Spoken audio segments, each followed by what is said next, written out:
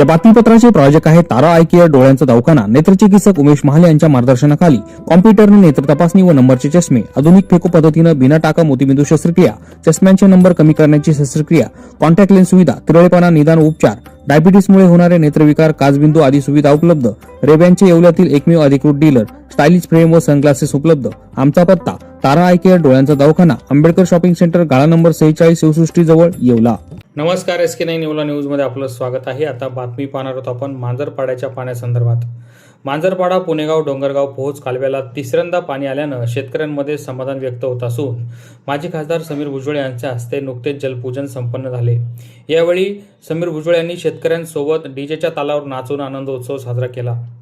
सन 1978 पासून अपूर्ण राहिलेला मांजरपाडा पुणेगाव डोंगरगाव पोहोच कालवा प्रकल्प मंत्री छगन भुजबळ यांच्या प्रयत्नाने पूर्ण झाला। यावेळी दरसवाडी धरणातून डोंगरगावच्या दिशेनं तिसऱ्यांदा कालव्याच्या माध्यमातून पाणी सोडण्यात आले। हे पाणी डोंगरगाव धरणात दाखल होताच शेतकऱ्यांनी डीजेच्या तालावर नाचून आनंद व्यक्त केला। यावेळी नाशिकचे माजी खासदार समीर भुजबळ यांनी जलपूजन केल्यानंतर शेतकऱ्यांसोबत नाचण्याचा आनंद लुटला। येवल्याच्या उत्तर पूर्व भागाला नवसंजीवनी देणारा हा प्रकल्प असून नेहमीच दुष्काळी भाग अशी ओळख पुसली जाईल असा विश्वास समीर भुजबळ यांनी व्यक्त केला। मंत्री छगन भुजबळ यांच्या विशेष प्रयत्नातून येवला तालुक्याच्या उत्तर पूर्व भागातील दुष्काळी परिस्थितीवर मात करण्यासाठी साकारण्यात आलेल्या मांजरपाडा प्रकल्पाचे पाणी तिसऱ्यांदा डोंगरगाव साठवण तलावात दाखल झाले। या जलप्रवाहाचे नागरिकांनी उत्स्फूर्त स्वागत केले। यावेळी राष्ट्रवादी काँग्रेस पार्टीचे प्रदेश उपाध्यक्ष अंबादास बनकर, माजी जिल्हा परिषद अध्यक्ष राधाकिसन सोनवणे, नगराध्यक्ष राजेंद्र लोणारी, अरुण मामा थोरात, येवला विधान परिषद अध्यक्ष वसंत पवार, जलचिंतन सेलचे जिल्हाध्यक्ष मोहन शेलार, शहराध्यक्ष दत्ता निकम, येवला येथील किसन धनगे, गटनेते दीपक लोणारी, युवा नेते अमोल शिंदे, संध्या पगारे, भागवत सोनवणे, मंगेश जाधव, गोटू मांजरे, मकरंद सोनवणे, मच्छिंद्र थोरात, अशोक कुलधर, विजय जेजूरकर, नितीन गायकवाड, सुनील पैठणकर, भागीनाथ पगारे, संतोष खेरनार, देवदास निकम, संजय पगारे, सचिन सोनवणे, भाऊसाहेब धनवटे, भगवान ठोंबरे, महेश गादीकर, दीपक पवार, गणेश गवळी यांच्यासह राष्ट्रवादी काँग्रेस पार्टीचे पदाधिकारी कार्यकर्ते मोठ्या संख्येनं उपस्थित होते। या प्रसंगी मांजरपाड्याचे पाणी डोंगरगाव साठवण तलावात दाखल झाल्यानं परिसरातील नागरिकांनी समाधान व्यक्त करत जलपूजनाच्या कार्यक्रमाला उत्स्फूर्त प्रतिसाद दिला। SK9 येवला न्यूज साठी ब्युरो रिपोर्ट, येवला।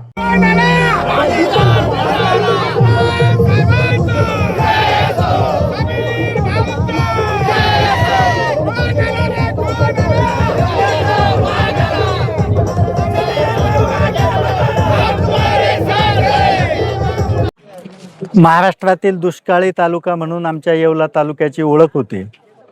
जलनायक भुजबळ साहेबांच्या माध्यमातून हा येवला तालुका आज या ठिकाणी मांजरपाडा प्रकल्पाच्या माध्यमातून बागायती तालुका झालेला आहे। मांजरपाडा हे जलनायक भुजबळ साहेब, माजी खासदार समीर भाऊ भुजबळ यांचा ड्रीम प्रोजेक्ट होता आणि आज खऱ्या अर्थानं हा ड्रीम प्रोजेक्ट पूर्ण झाल्याने आमचे येवलेकरांचे बागायतीचं जे स्वप्न होतं ते स्वप्न या ठिकाणी पूर्ण झालेलं आहे। अवघ्या 2 दिवसामध्ये मांजरपाड्याचं पाणी आमच्या येवला तालुक्याच्या शेवटच्या टोकापर्यंत पोहोचलेलं आहे आणि निश्चितच या पाण्याने तालुक्यातील सर्व बंधारे भरून आमच्या शेतीला वर्षभर पाणी पुरेल अशी आम्हाला अपेक्षा आहे। सोमासे, राहणार डोंगरगाव। आज आमच्या डोंगरगाव येथे 1972 सालामध्ये या धरणाची निर्मिती झाली होती आणि त्यानंतर आमचे स्वर्गीय असणारे जनार्दन पाटील यांनी या कालव्याची मुहूर्तमेढ रोवली आणि त्यानंतर माननीय नामदार छगनरावजी भुजबळ साहेब यांनी 2004 ते 2026 पर्यंत आम्हाला डोंगरगाव येथे असणारे या पूर्व भाग वंचित पाण्यासाठी असणारा हा भाग त्यांनी पूर्णपणे पाणी आणून या ठिकाणी सुजलाम सुफलाम करण्याचा जो विचार केलेला आहे तर तो आज काहीतरी या ठिकाणी सफल झालेला आहे।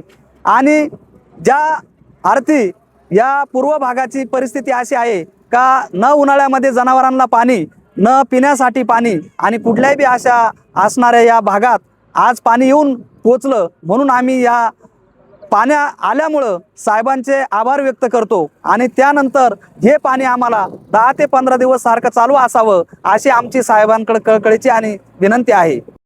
मी पिंपळखुटे बुद्रुक या गावचा रहिवासी असून आज डोंगरगाव डॅममध्ये मांजरपाड्याचं पाणी दाखल झालं रात्री आणि अशा परिस्थितीत पाणी दाखल झालं का शेतकरी आज आभाळ वरती त्यांनी वाट पाहण्याचं काम केलं होतं आणि ह्या परिस्थितीमध्ये आज या ठिकाणी पाणी दाखल झालं.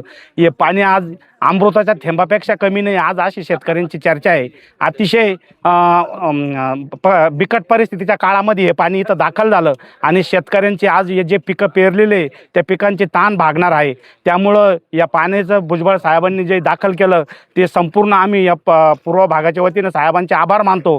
आणि गेली 3 पिढ्यांचे स्वप्न जे आमचं साकार होत नव्हतं ते आज या साहेबांच्या रूपाने या ठिकाणी साकार झालं. आणि साहेब हे आमचंच खरोखर येवला तालुक्याचं भाग्य आहे का असा माणूस आणि असं नेतृत्व आम्हाला या ठिकाणी मिळालं. त्यामुळे आम्ही संपूर्ण साहेबांचे आभार मानतो.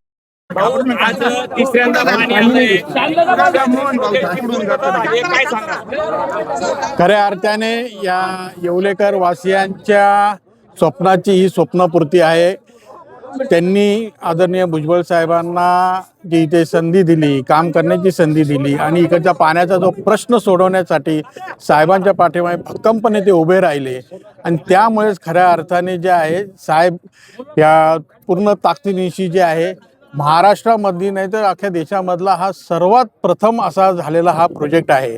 जे मांजरपाड्याच्या इथून वळण बंधारे बांधून नंतर बोगदा काढून त्याच्यातून जे आहे पाणी आणण्याचं काम झालं आहे. खरं म्हणजे आता पाऊसही चांगला झाला त्याच्यामुळे पुणेगाव धरणात फार मोठ्या प्रमाणात पाणी आलं. पाणी आल्या जे आहे साहेबांच्या सूचनेनुसार जे आहे जे मांजरपाडा देवसाने जे आहे तिथून ते डोंगरगावपर्यंत जो कॅनॉल आहे तो कॅनॉलचा नुसतं कॅनॉल बनवला नाही तर कॅनॉलच्या नंतर लाईनिंगचं सुद्धा काम केलं. आणि त्यामुळे जे आहे अतिशय जलदरित्या जे आहे पाणी जे आहे आज डोंगरगावपर्यंत पोचलं.